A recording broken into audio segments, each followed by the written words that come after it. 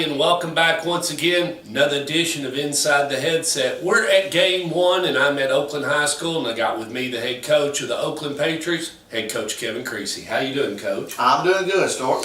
Well, the last time I got a chance to visualize you was against Maryville, and then that ended the run of the 2017. You packed it up, came home from the city of Maryville, and now we're at the start of the 2018 season. Had a chance to watch you a little bit Friday night as you took on Ravenwood and everything, and you're gearing up for a big one on this Friday night as you take on Independence. Talk to us a little bit about the Oakland Patriots. What got a few familiar faces back, and then got some new faces. Take it away. Yeah, had a good team 2017.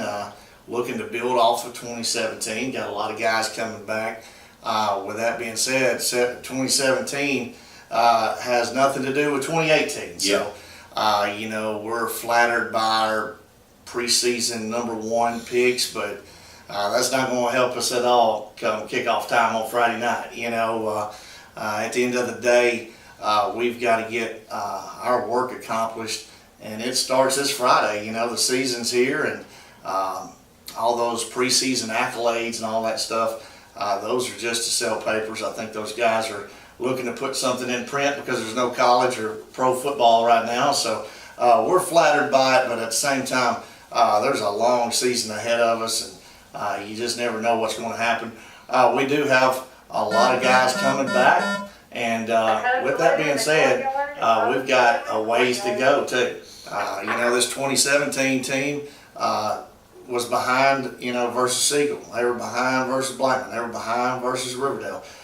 So, our guys, they know that they're not invincible. And I think that's half the battle whenever you've been getting everybody patting you on the back, telling you how good you are.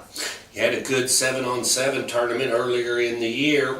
How do you build from that, even though you don't have pads and everything? Is that more about timing with Linnell and some of the receivers? I mean, because you throw a lot more than you run in a 7-on-7, and maybe about just working with your core defense there. What do you get out of that, Coach? Yeah, we get to put in all of our coverages. We love. For our defense, get to work on different things as far as coverage wise. We do several different things, and then as far as offense, it's all about seeing who can get out there and compete and throw it around, see who's pretty good at catching the ball and catching the ball under duress. I think that's key. Our quarterbacks had a great 7-on-7 season. We hope that translates into the real season, with people rushing the passer and coming after you and having the pads on. But Brevin Linnell had a tremendous, preseason, not just in 7-on-7, but scrimmages as well. Got a really good arm, works at his craft all the time, in here every Sunday, working on getting better at quarterbacking all year long. It's pretty impressive. But yeah, I had a great run at the 7-on-7 tournaments. That's not real football. It's one-hand touch for the most part, but competed against some of the best teams in the nation. Well, and with that, it just gets an opportunity for them to play together. Mm-hmm. The more you can play together, the better you know where your people are and where they need to be, and you can fix that as you go. You arrived in 2015. That was your first season. So I asked Coach Creasy this, and I'll put the question to you. What's some of the things that you feel like is easier? You've been a coach before at a different level, but as far as at the 6A level with more kids, more transition, more moving parts and everything, what's changed as far as when you first arrived as far as up till now, other than being a little closer paying off a scoreboard? Yeah. Well, always working to pay off the Jumbotron. Absolutely. But that's about to happen. But the thing, when we first got here, I had some transitional pain, I guess, and everything's just kind of hitting you. Everything's kind of slowed down for me now, and it's good because I've got some my own guys up here, as my assistant coaches. I think that's part of the deal, and got a bunch of loyal guys and good assistants, and this is the 4th year, so these seniors have been in our program now for 4 years, and I think that's big. I think this senior class will tell us a little bit about us. Yeah, definitely. And moving into that, let's talk about the first game Friday night. You've got Indy in front of you. You go over there. What can we expect to see out of the Oakland Patriots as far as probably same offensive set? Anything different on defense? Talk to us a little bit about what we got going on. Yeah, Independence does a great job of running their offense. They're up tempo, they're spread wide open. They've got a really good quarterback that's I think committed to Idaho. So they got a D1 quarterback, a D1 slot receiver. They've got one of the best linebackers we're going to see this year on defense. They're always solid in the kicking game. Coach Blade's one of the best coaches in the state. He's got state titles under his belt. Won one in California, came out here and won some in Tennessee. So we got a lot of respect for them, and we know that at their place they're going to play up a notch.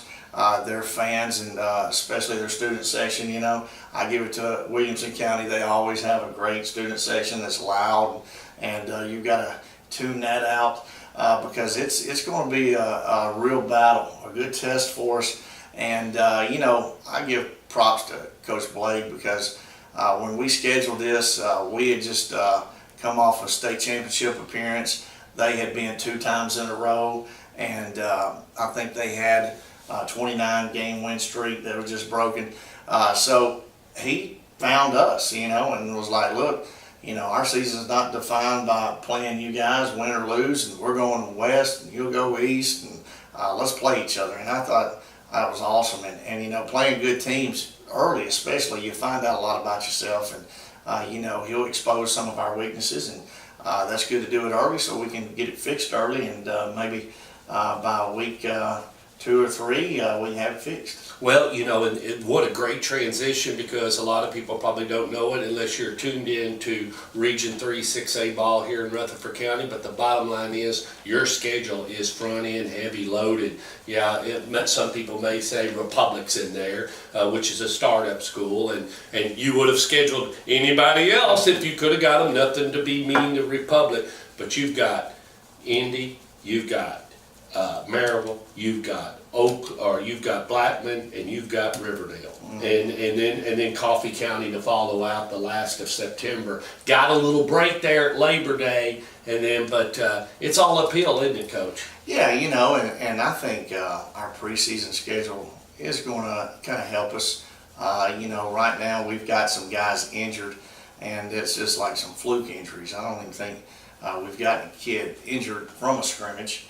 We've had a couple get injured in practice or maybe injured doing some training, but we've got 3 D1 guys that are kind of injured right now. And I don't know if they're even going to play Friday, but with that being said, our preseason schedule was against McCallie, one of the top teams in D2. I think Coach Potter does a great job. We went against Great guy. Cane Ridge. Cane Ridge just A lot of went off speed. State championship appearance, and then Brentwood Academy was on there. They had back-to-back state championships, and always do a great job of coaching their guys up. And Ravenwood, I think they're a good team, and solid coaches over there that we played in the Jamboree. So we had good results in the 4 preseason scrimmages, but we just put some young guys in, to try to fill some holes of seniors that have departed us, and we're seeing that those guys, sometimes some of those things they can step up and do for us, and some of those things we don't need to ask them to do. So the preseason helped us, but these first couple games, they're going to help us more than you can ever imagine. Get ready for region play.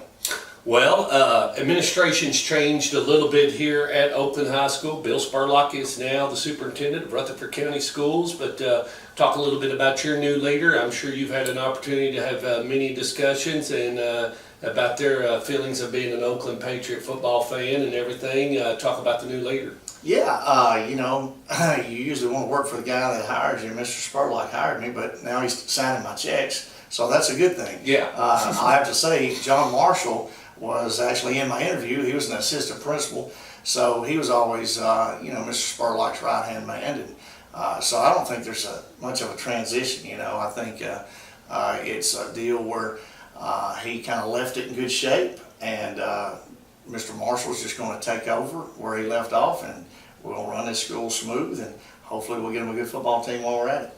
probably the most important person doesn't get much publicity is your wife, and she has transitioned from coming out of Macon County, wasn't she? Or Westmoreland, Sumner, Westmoreland. Yep. She's not teaching there anymore and is over at Oakland Middle School. Talk a little bit about, because that kind of changes some of the logistics. She's going to be around more often to help with Kyler and things like that, because you've got some kids that are highly involved. Yeah, shoot, it's one of those deals, kind of becoming more involved with the Oakland family. Yep. My wife now is Oakland Middle School, and my son started 6th grade, so we were happy about that. Got my daughter over there in Las Casas, so she's enrolled in Las Casas Elementary, and carried her to school the other day. Beat all the traffic by showing up early. Yeah. And we're completely vested in this county and this school and our school system, and we know that it's a great school system.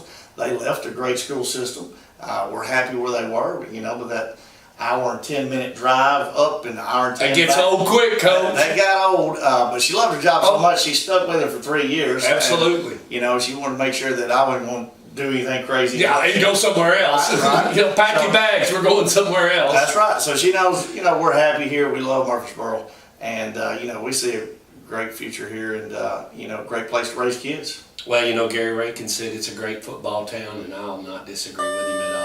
All right, Friday night, you Oakland Patriot fans, gather up and head over to Williamson County. Kickoff's at 7 o'clock, and that'll be the Independence Eagle at their place. See you then.